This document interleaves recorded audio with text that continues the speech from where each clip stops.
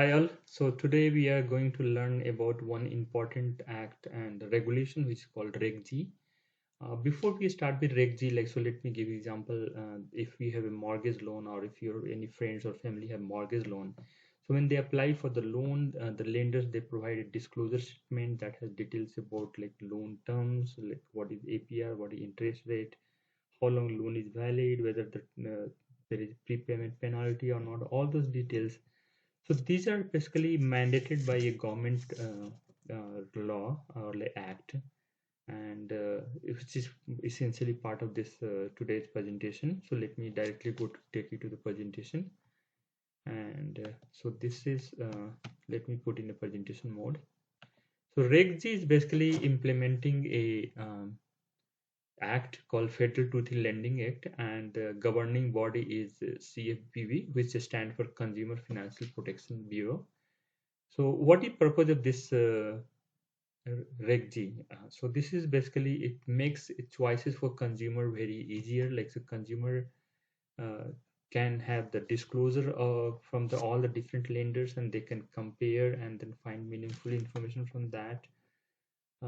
And this is Reg Z is applied mainly towards the consumer loan and certain things. So for example, business loans are excluded from this provision. Uh, so another important thing is there are different sections in the act, and then there are a few sections in that. So it provides, for example, 10.261.21a. It prohibits the issuance of credit card to consumer who has not applied or not requested. Whereas the part B is talks about the dispute right, like of the consumer. Like so, if in case of something has been not disclosed or like something ambiguous, like how we can dispute it.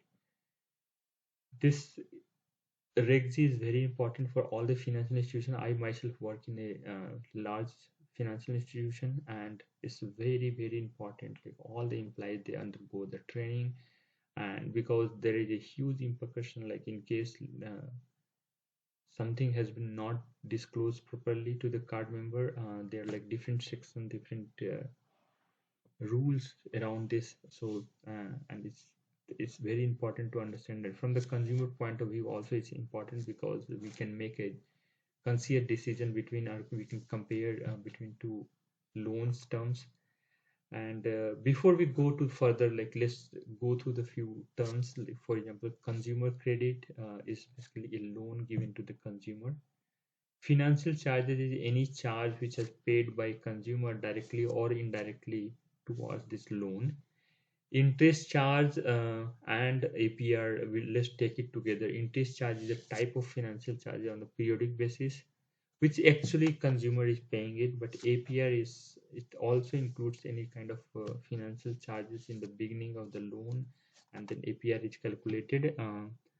And this is used to calculate financial charge on outstanding balance.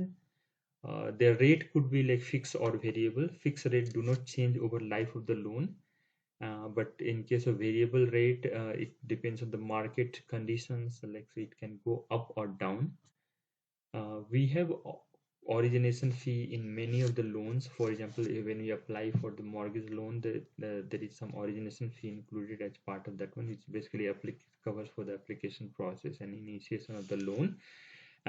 Again, the credit terms can be like open-ended or close-ended. Most of the consumers we go for the close-ended, where like there is a fixed amount given in the beginning of the loan, and then like we keep repaying that loan over the period of time. So every month, like we need to make a EMI payment.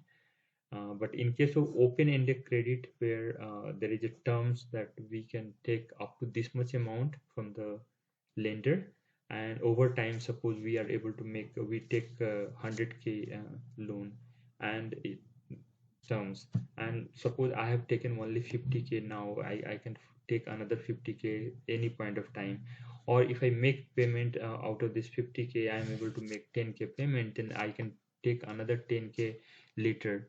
So that is called open-ended credit. Okay, so let's go to few more details about this one. So what are the account opening disclosure which we have to do as part of the Reg Z? So financial institutions are required to disclose lot of details, and these are the few important details. APR, which is like introductory rate, or purchase rate, balance transfer rate.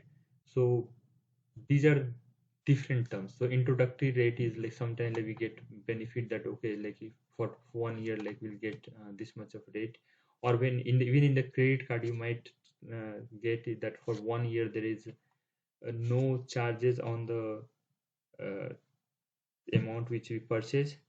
And then we have like purchase rate, balance transfer rate is when we transfer balance from the one credit card to another credit card. Cash advance is where like I can take payment on my ATM card or like credit card. Penalty rates are like or what are the penalty if I make payments or any other type of penalty. Annual fee or origination fee, like just now like on the previous slide we saw the origination fee is the initial fee. Annual fee sometime like if there is any fee charge on annual basis, so that's included as part of annual fee. Minimum interest charges is sometime like there is a minimum charges like the company is going to definitely take that much of amount. Transaction fee, sometimes there is balance transfer, there is a transaction fee involved based on the amount, and the grace period is about how many days grace period is to make the payment back, whether it's a monthly payment or the entire payment. And also the balance computation method, on what basis balance will be computed. Similarly, Reg Z also provides a guideline about what are the things we should mention in the statement. So all the financial institutions are required to send or email or mail at least 21 days prior to the payment due date, and due date should be fixed each month. Consumers should have rights to make changes to due date, and then all the records we should retain for 2 years. Uh, Also, if there any change in term, or even if there is no change in term, all the financial institution or lenders are supposed to send billing rights or the rights of the consumer at least once in a year. So that's there. And another important thing is that in statement, these are the important things we should include: identity of the creditor who is crediting, how much amount we are financing, financial charges, variable rate or payment schedule, prepayment, late payment fee. These all things are required to be sent as part of Reg G. So hope you like this one, and if you need more information, there is a link to the government website where which provide more details about Reg G.